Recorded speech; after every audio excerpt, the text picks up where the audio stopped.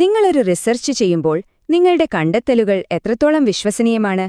Statistical അനാലിസിസിൽ എൻകോവ അഥവാ analysis of covariance എന്ന് പറയുന്നത് വളരെ ശക്തമായ ഒരു ടൂളാണ്. പക്ഷേ ഒരു വലിയ കെട്ടിടം പോലെ ഈ ടൂൾ ഉപയോഗിക്കണമെങ്കിൽ അതിന് ഉറപ്പുള്ള ഒരു അടിത്തറ വേണം.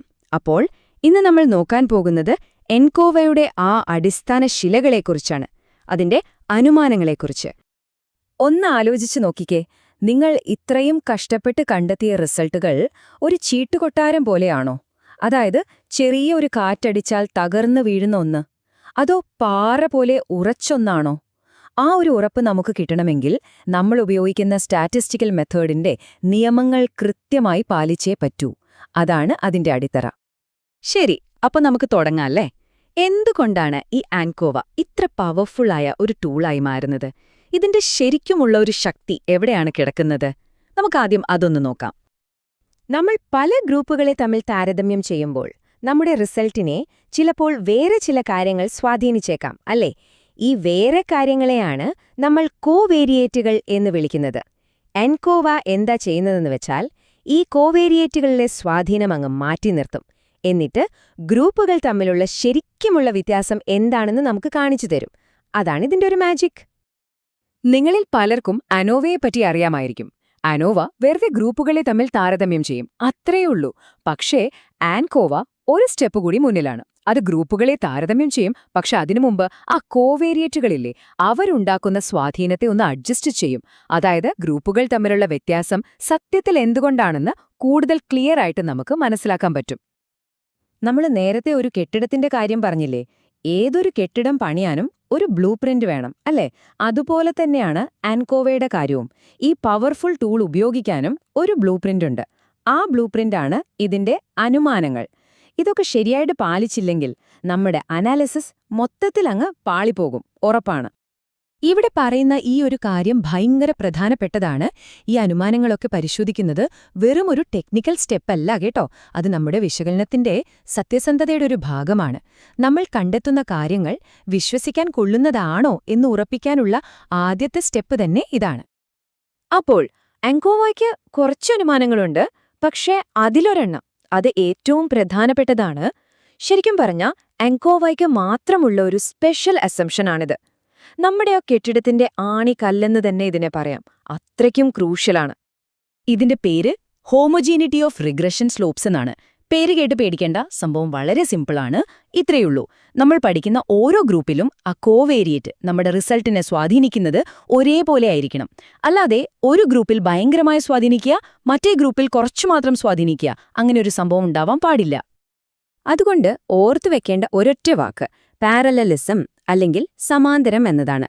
ഓരോ ഗ്രൂപ്പിന്റെയും റിഗ്രഷൻ ലൈനുകളില്ലേ, അവ റെയിൽവേ ട്രാക്ക് പോലെ സമാന്തരമായിട്ട് പോകണം. എങ്കിൽ മാത്രമേ നമ്മൾ ആ കോവേരിയേറ്റ് വെച്ച് ചെയ്യുന്ന അഡ്ജസ്റ്റ്മെന്റ് എല്ലാ ഗ്രൂപ്പുകൾക്കും ഒരുപോലെ ഫെയർ ആവുകയുള്ളൂ. അല്ലെങ്കിൽ പിന്നെ ആ ചെയ്യുന്നതിൽ ഒരർത്ഥവുമില്ല. ഓക്കേ, അപ്പോൾ നമ്മുടെ കെട്ടിടത്തിന്റെ ആണിക്കല്ല് നമ്മൾ ഉറപ്പിച്ചു. പക്ഷേ ആണിക്കല്ല് മാത്രം മതിയോ? പോരാ. അതിനെ താങ്ങി നിർത്താൻ നല്ല ഉറപ്പുള്ള തൂണുകളും വേണ്ടേ? വേണം. അതുപോലെ ആൻകോവയ്ക്ക് മറ്റ് ചില അടിസ്ഥാന തൂണുകളുണ്ട്. ഈ പറയുന്ന അനുമാനങ്ങൾ മറ്റു പല സ്റ്റാറ്റിസ്റ്റിക്കൽ ടെസ്റ്റുകളിലും നിങ്ങൾക്ക് കാണാൻ പറ്റുന്നവയാണ്. ആ 3 പ്രധാന തൂണുകൾ ഏതൊക്കെയാണെന്ന് വെച്ചാൽ, 1 ലിനിയാരിറ്റി, 2 ഹോമോജീനിറ്റി ഓഫ് വേരിയൻസ്, പിന്നെ 3ാമത്തത് നോർമാലിറ്റി. പേര് കേട്ട് പേടിക്കൊന്നും വേണ്ട, നമുക്ക് ഓരോന്നും എന്താണെന്ന് വളരെ പെട്ടെന്നൊന്ന് ഓടിച്ചു നോക്കാം. ആദ്യത്തേത് ലിനിയാരിറ്റി. പേര് പറയുന്നത് പോലെ തന്നെ നമ്മുടെ കോവേരിയേറ്റും ഡിപ്പെൻഡന്റ് വേരിയബിളും തമ്മിലുള്ള ബന്ധം ഒരു നേർരേഖയിലായിരിക്കണം. അല്ലാതെ വളഞ്ഞും പുഴഞ്ഞുമൊക്കെയുള്ള ഒരു ബന്ധമാണെങ്കിൽ ആൻകോവ ശരിയായി വർക്കാവില്ല. കാരണം ഈ മോഡലിന് നേർരേഖാ ബന്ധങ്ങൾ മാത്രമേ കൈകാര്യം ചെയ്യാൻ അറിയൂ. 2ാമത്തത് ഹോമോജനിറ്റി ഓഫ് വേരിയൻസ്. സിമ്പിളായി പറഞ്ഞാൽ ഓരോ ഗ്രൂപ്പിലെയും ഡാറ്റയുടെ ഒരു സ്പ്രെഡ് അഥവാ വ്യാപനം ഉണ്ടാവുമല്ലോ, അത് ഏകദേശം ഒരുപോലെ ആയിരിക്കണം. ഓരോ ഗ്രൂപ്പിലെ സ്കോറുകളെല്ലാം അടുത്തടുത്ത് കൂടി നിൽക്കുന്നു, പക്ഷെ മറ്റേ ഗ്രൂപ്പിൽ സ്കോറുകൾ അങ്ങ് പരന്നു കിടക്കുന്നു. ഇങ്ങനെ വന്നാൽ നമ്മുടെ താരതമ്യം ശരിയാവില്ല, അല്ലേ? അതാണ് സംഭവം. ഇനി 3ാമത്തേത് നോർമാലിറ്റി.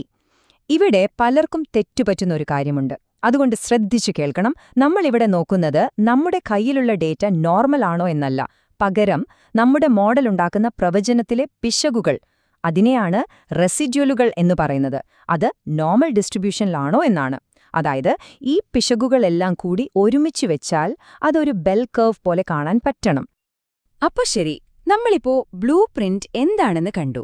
നമ്മുടെ കെട്ടിടത്തിന്റെ ആണിക്കല്ലും പ്രധാനപ്പെട്ട തൂണുകളുമൊക്കെ പരിചയപ്പെട്ടു.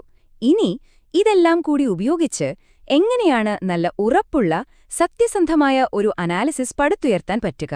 നമുക്ക് നോക്കാം. 4 സ്റ്റെപ്പുകൾ ഓർത്താൽ മതി. സ്റ്റെപ്പ് 1, നിങ്ങളുടെ പഠനത്തിന് ശരിക്കും പ്രസക്തിയുള്ള കോവേരിയേറ്റുകൾ ഏതൊക്കെയാണെന്ന് കണ്ടുപിടിച്ച് തിരഞ്ഞെടുക്കുക.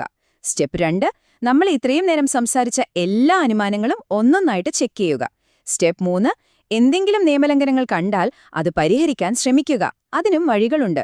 അതിനുശേഷം മാത്രം സ്റ്റെപ്പ് 4, ധൈര്യമായിട്ട് എൻകോവ റൺ ചെയ്യുക. അപ്പോ കിട്ടുന്ന റിസൾട്ട് നിങ്ങൾക്ക് പൂർണ്ണ ആത്മവിശ്വാസത്തോടെ വ്യാഖ്യാനിക്കാം. അപ്പോ പോകുന്നതിനു മുൻപ് ഈയൊരു ചോദ്യം നിങ്ങൾ നിങ്ങളോട് തന്നെ ചോദിക്കണം. നിങ്ങളുടെ അനാലിസിസ് നല്ല ഉറപ്പുള്ളൊരു കെട്ടിടം പോലെയാണോ, അതോ ഒരു ചീട്ടുകൊട്ടാരം പോലെയാണോ? അടുത്ത തവണ നിങ്ങളൊരു സ്റ്റാറ്റിസ്റ്റിക്കൽ അനാലിസിസ് ചെയ്യുമ്പോൾ ഈ പറഞ്ഞ കാര്യങ്ങളെല്ലാം ഓർക്കുക.